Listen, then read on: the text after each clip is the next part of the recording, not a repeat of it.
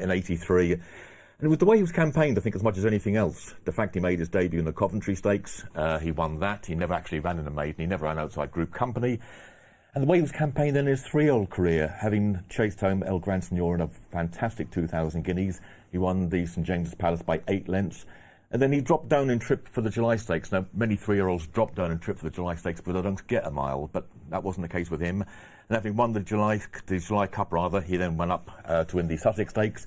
And they even tried a mile and a quarter for the Judgment after that. So he was campaigned in a way that you wouldn't get these days for connections who wouldn't have been at that time the top of the tree, and he was also a pretty cheap buy as well. So one of your favourite horses from a tremendous era, a classic era really, wasn't it? Yeah, the horse who beat him in the Guineas, El Gran Senor, was an absolute brilliant horse. But also around that time you had Sadler's Wells, who wouldn't have been the best horse in the Vincent O'Brien stable, but he was a great horse as well as being a fantastic sire afterwards.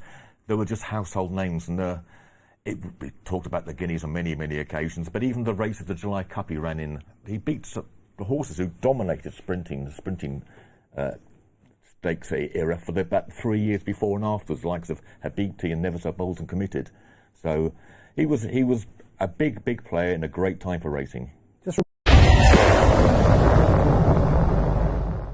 Debut in the Group 2 Coventry Stakes, one of the most prestigious 2-year-old events, with Millreef and Salinas among illustrious former winners. A very strong field was assembled with, in all, the winners of 21 races. Chief Singer was attempting to become the first horse to win this race first time out since Messmate back in 1953. His racecourse debut was one that no one is likely to forget. On the near side, but it's Hegemony on the near side with the advantage as they race into the final furlong, being pressed by Chief Singer now. And Chief Singer getting the better of Hegemony as they race into the closing stages. And it's Chief Singer going away from Hegemony and Novella, but Chief Singer's going to win it well. And at the line, Chief Singer is the winner, and Hegemony is second, and Novella is third, and 4 is Executive Pride. I think the performance in the Coventry remains absolutely staggering because it was so unexpected to the outsiders and not, as we found later, to the insiders. I mean, he absolutely bolted home, and everyone knew he was going to 25 to 1. It was ridiculous. Or they all knew, we didn't. Yes, I remember his performance very well because I was reading the race for Timeform, and in the early stages, you may remember, he got a long way behind, and he began to improve shortly before halfway. And I began to think to myself, crikey, if this finishes 4th, we'll stick a note on this for next time. So you can imagine how astonished I was when he came sweeping through to win. So it was a sensational first appearance. I remember it well.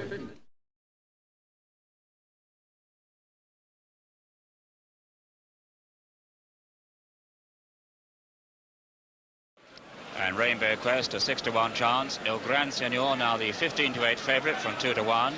And Leofan out to 100 to 30 from 3s. Keen 4 to 1, Rainbow Quest 6s, Dragon's Gore 14s, Chief Singer 16 to 1, Bountiful 50 to 1, King's Island 66s, and Native Charmer 80 to 1, all 9 show. And the last word from Mr. Piggott. He's won this race 3 times. Keen, very inexperienced, only run twice in his life.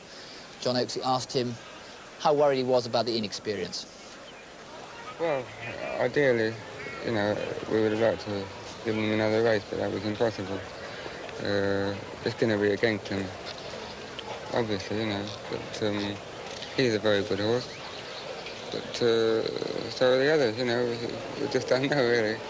How do you think the race is going to go? I think it should be a good race. There's only 9 runners, you know, there shouldn't be any excuses. It should be a good run race. I suppose Leofan will go in front. I don't know, but I suppose he will. And I suppose we'll have to beat him, you know. Well, they're going through. One last shout from the ring. 15 to 8, El Gran Senor, absolutely solid. If you can get 2 to 1, you're very lucky. It's 7 to 2 bar now. Leofan's gone out right out from 2 to 1 to 7 to 2. Keen being back. Ladbrokes, the big off-course firm, are backing Keen from 9 to 2 into 7 to 2. 6 to 1 is the very best you'll get. Rainbow Quest. Chief Singer, I've seen 14 Chief Singer, the best backed horse of the outsiders. One punter's at £100 each way. Number 8, Native Charmer, at 100 to 1, stands to win more than £10,000. But the news down here is the desperate weakness of Leofan and the strength of El Gran Senor and Keen. They are being back to beat this Leofan. There is, you saw Native Charmer, the last one there. Now, the likelihood they're drawn The likelihood speed horses, Leofan tends to go number 3, 5 Native Charmer will certainly go in 5, and 6 Craig and Score, he tends to go up there. Willie, fairly tense time this. The Native Charmer last time out reared up in the stalls. Yes, he's a bit fractious. Hopefully he won't hold these good horses up. It's a very tense time for the horses and the jockeys, you know, being a big occasion. There he is, he's gone in very well today. He's the best I've seen him go in for a long time. He's gone in nice and cool. And Brown Rouse, well, do you think hope to settle him, or do you think he'll just go all the way? Well, it's very difficult for Brian.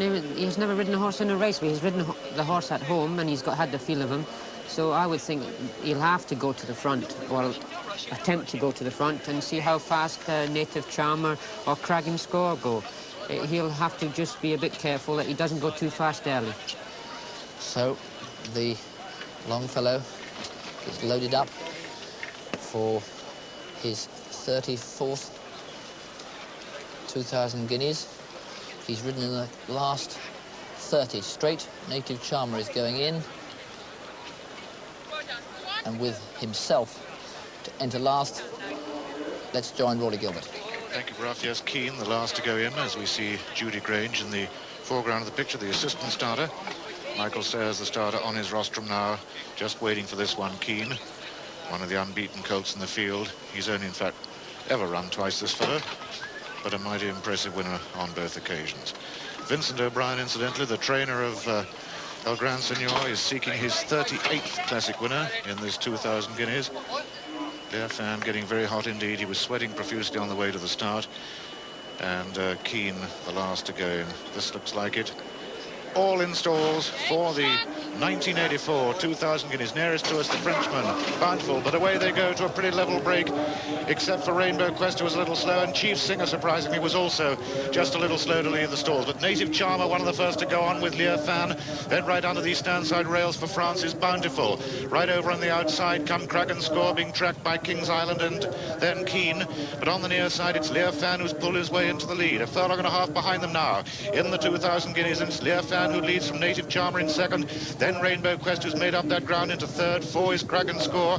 Then after these on the outside comes Keane, tracking the leaders with the white cap. That's El Gran Senor. 3 furlongs behind them now, and it's still Leofan and Brian Rouse who continue to make the running in the 2,000 guineas, followed by Steve Perks and Native Charmer. These are 1 and 2. Craig and Score comes next, then Rainbow Quest, then the favourite El Gran Senor, and back to Graham. The favourite, El Gran Senor, 3 from the right of the picture, as Leofan goes for home. Here comes El Gran Senor coming through on the inside of Native Charmer. Craig and Score, Leicester on the outside on Keane coming with a run. Chief Singer is trying to come with a run, but it's Leofan from El Gran Senor. Rainbow Quest, Keane on the very wide outside. Chief Singer going very easily indeed, coming through next to the rails. The 4-horse race is developing into a 5-horse race as Leofan is joined on the rails by Chief Singer on the outside by El Gran Senor. Keane is beaten, Rainbow Quest is beaten. They've got a furlong to go. It's El Gran Senor and Chief Singer. The race developing into a match between these two. El Gran Senor from Chief Singer. El Gran Senor lengthening his stride, coming away from Chief Singer. El Gran Senor's going to win it. El Gran Senor clear up the line. El Gran Senor is the winner. Chief Singer is second. Leofan third. Rainbow Quest 4. Keane 5. Bountiful 6. Dragon Call 7. King's Island 8th. Last is Native Charmer. And so Pat Edery has had time in the final half furlong to give his horse a pat down the neck, because he has won this fantastic race in superb fashion, owned by Mr. Robert Sangster, trained in Ireland by Vincent O'Brien, bred by E.P. Taylor in the United States of America, ridden by Pat Edery, giving Vincent O'Brien his 38th European Classic victory. There he is, the winner, El Gran Senor, of the General Accident 2,000 guineas. Second was number 2, Chief Singer, owned by Mr. Jeff Smith, trained here at Newmarket by Ron Sheether and ridden by Ray Cochrane. Third was number 7, Leofan, owned by Mr. Ahmed Salman, trained at Pulborough by Guy Harwood and ridden by Brian Rouse. I think we'll find that the 4th horse home is number 9, Rainbow Quest, but this was a devastating performance, both in class and acceleration. Well, Harvard's 50-1, and he gave Bill Shoemaker quite a few anxious moments in the paddock, because he became very restive. probably because of the big crowd and the heat, but once he got out onto the course, he was perfectly all right. He certainly got a lot to find to have a chance here. He was beaten into 4th place by Adonijah in the Diamond Stakes at Epsom on Derby Day, beaten by 10 lengths, and he won once only last season here at Ascot over 7 furlongs. But on all known form, he should be outclassed here.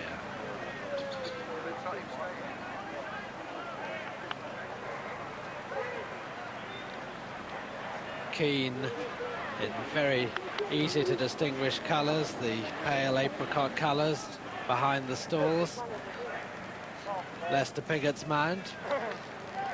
Keen is comparatively lightly raced. He ran only once as a 2-year-old, winning here, and he won at Kempton first time out this year.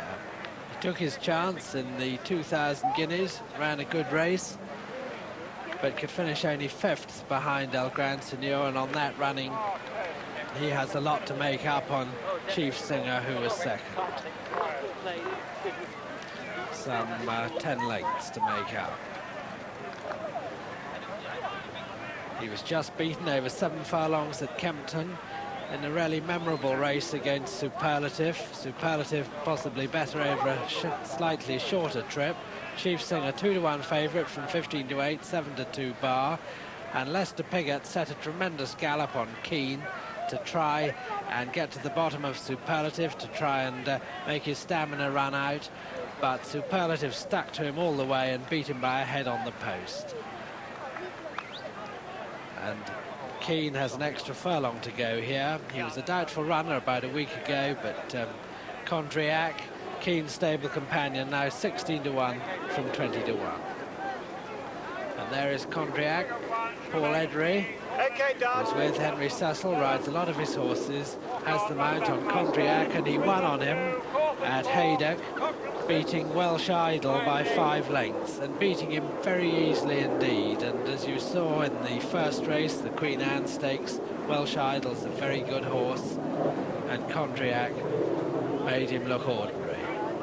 But he was well beaten next time, or beaten anyway, at Newbury by Novello and Throne of Glory over 6 furlongs. The distance of that race probably responsible for his defeat. He started well odds on, but he now goes up in distance instead of down. He's in the stall, so is Harvard, so is Keen, his stable companion. This is Procedure going in nearest to us. He has NASA, one of the rank outsiders, wearing blinkers, won an apprentice race last time out at Carlisle. No possible chance on that form. Chief Singer 9 to 4 favourite. Procedure is 3 to 1. Esperanto is 9 to 2. It's 6 to 1 bar. There's Kalim just going in, and I think Chief Singer will be the last. So let's join Peter O'Sullivan. Yes, Chief Singer and Esperanto, John. Esperanto goes into stall 2, and that's it. They're all installed for the St James's Palace Stakes.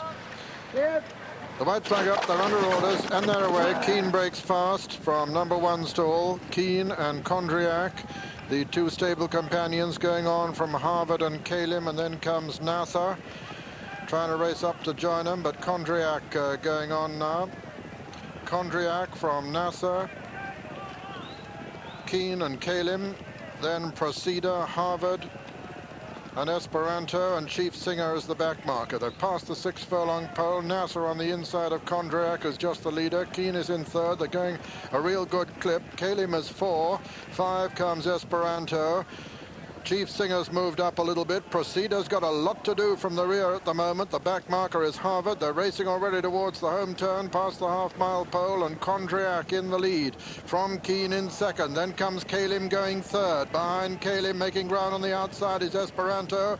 As Nasser loses ground, and Chief Singer comes there strongly on the inside. Proceder still got a lot to do. Turning for home, and Condriac is clear of stable companion Keen. Kalim is 3rd. Chief Singer Singer's coming there strongly in 4, chased by Esperanto. Coming down to the 2 furlong pole, it's Keane who's taking it up, but Ray Cochrane coming there, cantering on the Coventry winner, Chief Singer, and Chief Singer has hit the front. Chief Singer, the runner-up in the Guineas, has gone to the front of the St James's Palace now, from Keane in second and Cale in third. Chief Singer striding away to win the St James's Palace in tremendous style. Chief Singer is widening the gap as he strides up towards the line, and as he comes to the line, Chief Singer wins it very comfortably indeed. Keane just hangs on to be second ahead of Kalim in a photo with Proceda fourth. 5 came Esperanto, 6, 7 and 8 were Harvard, Condriac, the early leader, and Nassau. It's a photograph for second place, but no photo needed to show that number 1, Chief Singer, owned by Mr. Jeff Smith, trained by Ron Sheether, has duplicated his magnificent performance in the 1983 Coventry by winning the St James's Palace in tremendous style under his regular partner, Ray Cochrane. It's a photo for second and third, and very close indeed between Keane and Kalim. But just look at this horse by Ballad Rock out of Principia by Le Fabuleux, Chief Singer, and recall with Julian Wilson how he won the St James's Palace Stakes. Well, before the race, there was a question as to whether this horse would stay. Well, they went a terrific gallop from Flagfall. Condriac made it from Keane. And so if there was any chink in this horse's armour, it would have been found out. But Ray Cochrane's come there with his hands absolutely full, and a race that was run from Flagfall. Keane's hit the front here and gone on, but only on sufferance, because the moment Ray has wanted to pick it off, he's done so. He's gone to the front, in fact, well over a furlong out. Leicester looks over his shoulder, knowing that pursuit is helpless, to see whether he in turn is threatened for second place, and Kalim is the only danger to him for that place. Proceda never got in a blow. Esperanto a desperate disappointment as well, and this great big black horse, almost 17 hands, has won even more easily than he won the Coventry Stakes 12 months ago. It underlines what a marvellous race the 2000 Guineas was, and what an incredible horse El Gran Senor must be. Keane just holds on to be second from Kalim. And what a splendid training performance this by Ron Sheether. He found after the Guineas, in which he really gave El Gran Senor a fright, and my goodness, what a compliment he's paid to El Gran Senor this afternoon, that the horse just wasn't firing. He was going to go for the Irish Guineas. Ray Cochrane reported to him, sadly, he just didn't give him the right feel in his final gallop before he was due to go to the Curragh. So Ron forgot about him. He found that his blood count was wrong, left him alone for a while, brought him back gradually, steadily for this, his first race since the 2000 Guineas. He's the 85-40 favourite ultimately this afternoon, having been on the slide all the while, because I think it probably became known that Ron would have liked another few days with him to ensure him being back to peak. Jeff Smith, his sporting owner there, gave only 10,000 guineas for him, bought by contemporary standards, right in the bargain basement, and very large sums have been refused for him since then.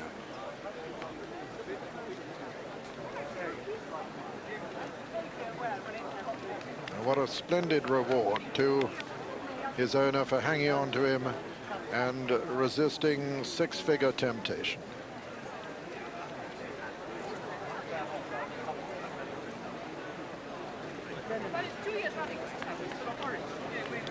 Extraordinary thing about this horse is that he's hardly changed in conformation since he was a 2-year-old. He was a big strapping lad when he came storming up here to bring off a 20-to-1 shock in his first appearance in a racecourse in the Coventry, and he's just stayed about the same horse in stature-wise, and he certainly hasn't shed any of his ability.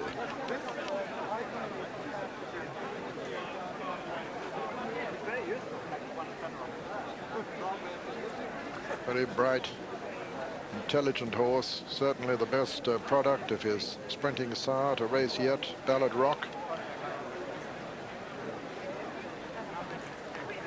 And just getting sufficient stamina from his grandsire Le Fabuleux. Officially second was Keane, and third was Kalim, and the distance is 8 lengths and ahead. We very seldom see a St James's Palace winner succeed by this extravagant margin. Now, let me just recap the 1, 2, 3 first. Number 1, Chief Singer, owned by Mr. Jeff Smith, trained by Ron Sheether and ridden by Ray Cochrane. Second was number 6, Keen, owned by Lord Howard de Walden, trained by Henry Cecil, ridden by Lester Piggott. And third was number 5, Kalim, owned by His Highness the Aga Khan, trained by Fulk Johnson Horton and ridden by Steve Cawthon. Fourth was number 8, Proceda. 8 lengths and ahead, and the winner 85 to 40. Having run a tremendous race, there's a long odds chance in the 2,000 guineas when he ranged upside El Gran Senor with Ray Cochrane with a double handful, but the splendid Derby second just found another gear and went away from it. So a tremendous tribute to him. Though his stable companion, Esperanto, El Gran Senor's stable companion, that is Esperanto, was clearly disappointing this afternoon. The runner-up, incidentally, 13 to 2, and the third, Kalim, a 14 to 1 chance. So as we await confirmation of the SP, the full SP, as I say, is 85 to 40, 13 to 2, and 14 to 1. Here, the results to date this afternoon. First of all, the 2:30 at Royal Ascot. First, number 7, Trojan Fen, 9 to 4. Second, number 6, Welsh Idol, 40 to 1. And third, number 2, Cormorant Wood, 7 to 4 favourite. The tote dividends, £2.60 for a win. The places £1.40, £2.70. And the straight forecast, £41.52. And the dual forecast, £15.40, 6 rand. 3-5, first number 10, Morcan, 11 to 8 favourite. Second, number 4, Hot Touch, 8 to 1. And third, number 11, Muscatite, 14 to 1. The win tote, £2.10. Places £1.40 and £1.40 again. Straight forecast, £10.11. And the dual forecast, £5.20. And there were 5 runners. Thirst, 245. First, number 18, Dom Tony, 9 to 1. Second, number 3, Farlington, 14 to 1. And third, number 5, Malowski, 20 to 1. The 215, won by number 6, Playtex, 14 to 1. Second, number 17, Incestuous, 9 to 4 favourite. And third, number 1, Lucky Dutch, 8 to 1.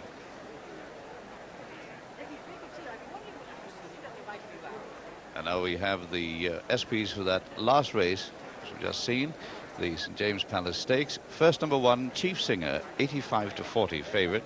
Second, number 6, Keen, 13 to 2. And third, number 5, Kalim, 14 to 1. Jackpot number 301.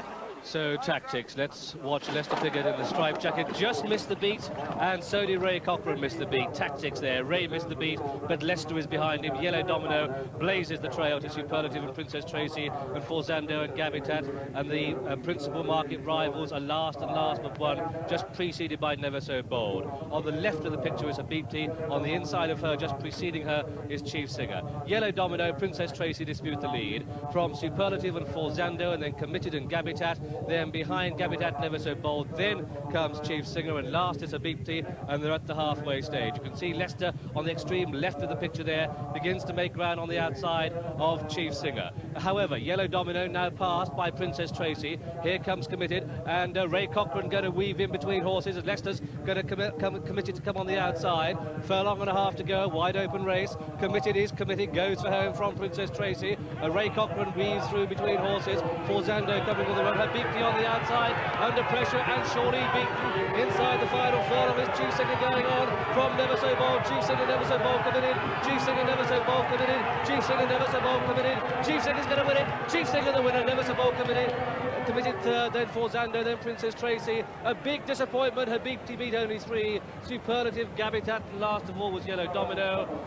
And so the result of this Norcross July Cup, it's a win for number 5, Chief Singer, owned by Mr. J.C. Smith, trained at Newmarket by Ron Sheather, ridden by Ray Cochran, Ray's 19th winner of the season, bred by Captain A.D.D. Rogers. Second was number 2, Never So Bold, ridden by Steve Cawthon. And third was number 3, Committed, ridden by Brent Thompson. I think we'll find that Forzando was 4th, Princess Tracy 5th. In 6th place, only 6th was Habibti, 7th was Superlative, 8th was Gabitat, 9th and last Yellow Domino. But the big question, did Habibti leave her race in the stalls? She was very, very slowly away indeed. These may very well have been the tactics that were discussed before the race, which Leicester wanted to employ. On the outside there, aren't I? I'm meant to be on the outside, and they're in the middle of the track. Is that right? And Leicester, I think, was going to put me in the middle of the track.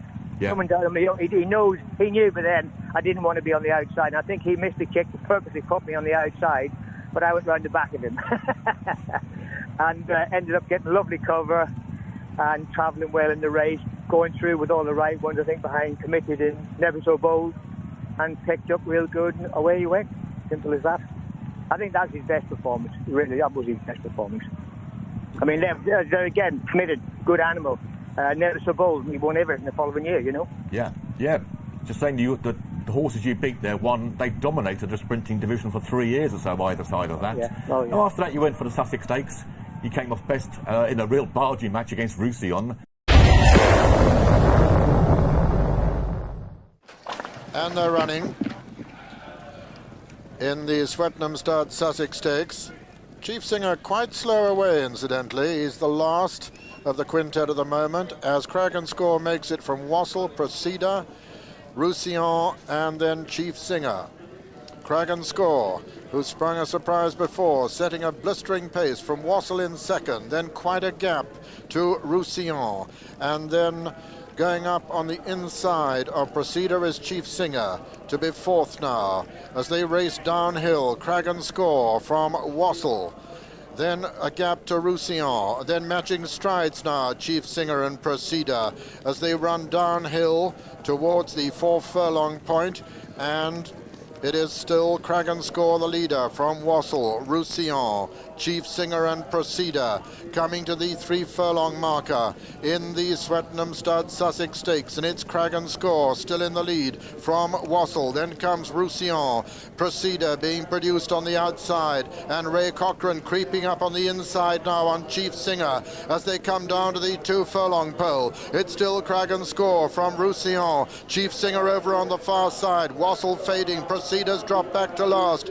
It's Roussillon now from Chief Singer, these 2 rivals from Salisbury, with Roussillon now trying to hold the challenge of Chief Singer as Chief Singer challenges on the far side. Chief Singer on the far side, Roussillon on the near side. Chief Singer beginning to get up as they come to the line, and Chief Singer has won the Swettenham Stud Sussex Stakes from Roussillon. A gap then to Kragan Score, Wassel and Proceda was last, and so the result, the judge could call this a photograph, but I don't think there's any doubt that number 2, Chief Singer, has won. Yes, he's called it without a photo. First number 2, Chief Singer, owned by Mr. Jeff Smith, trained by Ron Sheather at Newmarket, and written by Ray Cochran.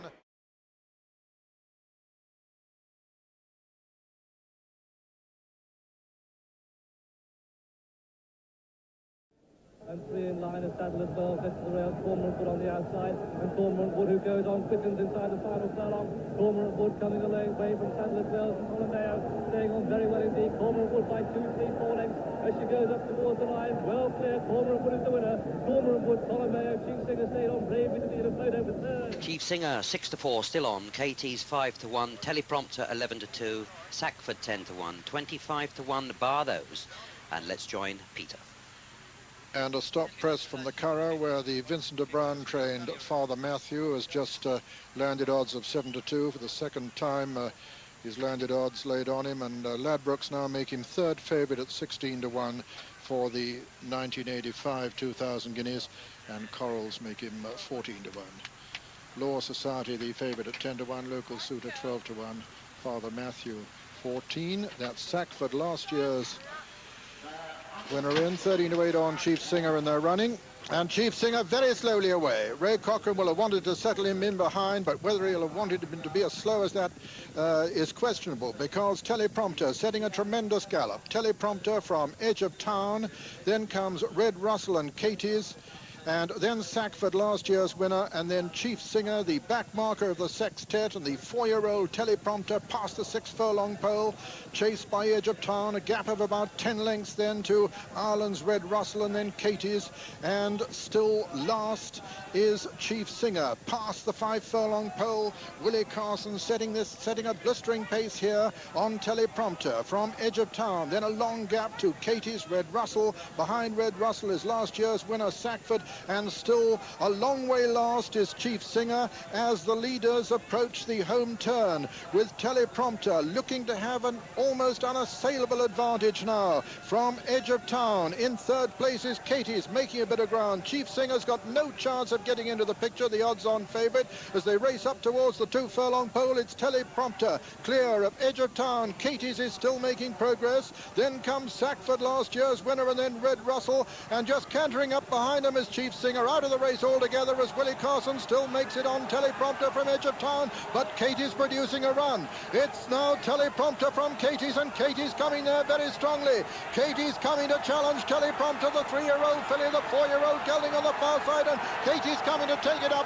Brilliantly written on the near side. Katie's from Teleprompter as they come to the line. Teleprompter is fighting back though, and at the line Teleprompter has won it from Katie's. Third was Sackford, 4 Edge of Town, 5 was Red Russell, and tailed off last was Chief Singer, who bolted before the race, forfeited his chance, and so in the closing stages Teleprompter has got back to wrest what looked like certain victory from the 3-year-old filly Katie's. The judge has called on the evidence of the camera to determine the verdict, but I think there's little doubt whatsoever that Teleprompter, number 7, owned by Lord Derby, trained by Bill Watson, written by Willie Carson, has won the 1984 Queen Elizabeth II Stakes from Katie's, owned by Mr. T.P. Ramsden, trained by Mick Rann, and written by Philip Robinson, with third. Number 2, Sackford, owned by Mr. Patrick Horgan, trained by Guy Harwood, and written by Greville Starkey, with Edge of Town. One of the most exciting additions to the stallion ranks in 1985 will be the versatile Chief Singer, who retires to Sidehill Stud, Newmarket. Chief Singer opened his career in dramatic style, making his racecourse debut in the Group 2 Coventry Stakes at Royal Ascot. Chief Singer is the winner, and Hegemony is second, and Novella is third. This year, Chief Singer has established himself as one of Europe's top 3-year-olds, with victories in the Group 1 Sussex Stakes, Group 1 July Cup, and Group 2 St James's Palace Stakes, in the last of which he gave a display of awesome power to shatter the 8 furlong course record. Having proved himself to be a brilliant miler, Chief Singer then staked an irresistible claim to the European Sprint crown in the 6 furlong July Cup. Here he faced Committed, Never So Bold, and Habibti in what was surely the finest field of sprinters assembled in Europe this season. In addition to these outstanding performances, Chief Singer was also an excellent second to El Gran Senor in the 2,000 guineas and a gallant third in the 10.5 furlong Benson and Hedges Gold Cup. Chief Singer is by the high-class sprinter Ballard Rock, a son of the bold ruler stallion Bold Lad. Chief Singer's dam, the group-placed Principia, is classically bred on both sides of her pedigree, being a daughter of French Derby winner Le Fabuleux and Epsom Oaks heroine Pia. Standing at Sidehill Stud is the extremely versatile Chief Singer. Chief Singer's race record was outstanding, commencing his career with a runaway victory in the Coventry Stakes at Royal Ascot. Chief Singer went on as a 3-year-old to be victorious in the Group 2 St James's Palace Stakes, setting a new course record, the Group 1 Swettenham Stud Sussex Stakes, where he defeated Roussillon, and the Group 1 Norcross July Cup at Newmarket, defeating champion sprinter Never So Bold. Habibti on the outside, under pressure, and surely beaten inside the final furlong. Is Chief Singer going on from Never So Bold? Chief Singer, Never So Bold committed. Chief Singer, Never So Bold committed. Chief Singer, Never So Bold committed. Chief Singer's going to win it. Chief Singer the winner, Never So Bold committed. His excellent racecourse ability has been confirmed in 1985, with Never So Bold winning the Norcross July Cup And Roussillon becoming champion miler following his exploits this season, including the Swettenham stud Sussex Stakes. Chief Singer defeated both horses in 1984. He is by the high-class sprinter Ballard Rock, a son of Bold Lad. Chief Singer's dam, the group-placed Principia, is classically bred on both sides of her pedigree, being a daughter of French Derby victor Le Fabuleux and Epsom Oaks heroine Pia. With his first book of mares, Chief Singer has achieved an exceptional fertility rate, getting 45 of his 47 mares in foal. Very lucky to get the ride on him. And, I mean, I was a struggling jump jockey at that time, so I knew that I wanted to be a successful jockey. And I thought to myself, you know, you must make every use of this horse and make sure you don't make a pig's ear of anything on him, you know. That's what it meant to me. That's what it meant to me, everything. And he was a delightful horse to ride too, so he was absolute sweet as a nut he was.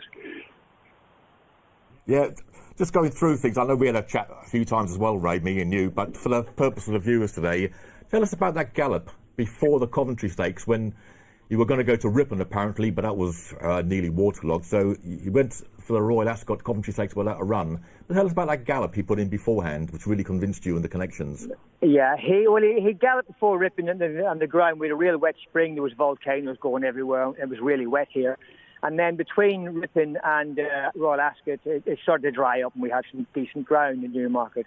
And Ronnie said to me one day, come down and want to chat about the horse, what we're going to do in the morning. He said, look, we'll kind of give him one spin, one real good spin. We'd never really let him go before this time.